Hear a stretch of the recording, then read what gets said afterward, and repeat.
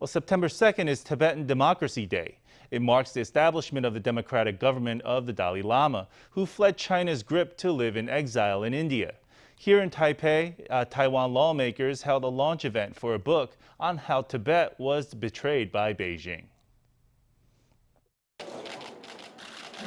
DPP Legislator Liu Shyh-fang and independent lawmaker Freddy Lim convened a press conference on Thursday.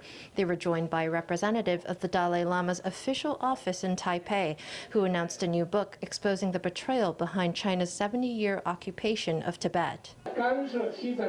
In the 17-point agreement signed at the time, it was clearly stipulated that Tibet's original social system would remain unchanged, and that the Dalai Lama and the Tibetan government's position would remain unchanged.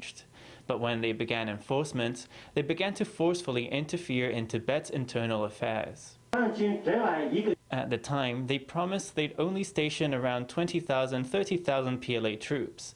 But today, Tibet has become a military base. The new Chinese language book explores Chinese aggression in Tibet since May 23, 1951, when China coerced a Tibetan delegation to sign the 17-point agreement. Tibet had sought recognition as a theocratic state and the right to station their own troops along their borders, but their proposals were not included in the 17 points.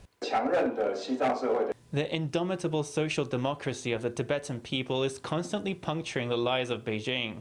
I believe that's been a thorn in Beijing's side.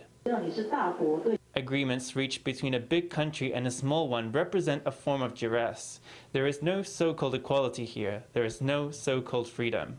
Since 1951, China has repeatedly violated the 17-point agreement, and the Dalai Lama has gone into exile.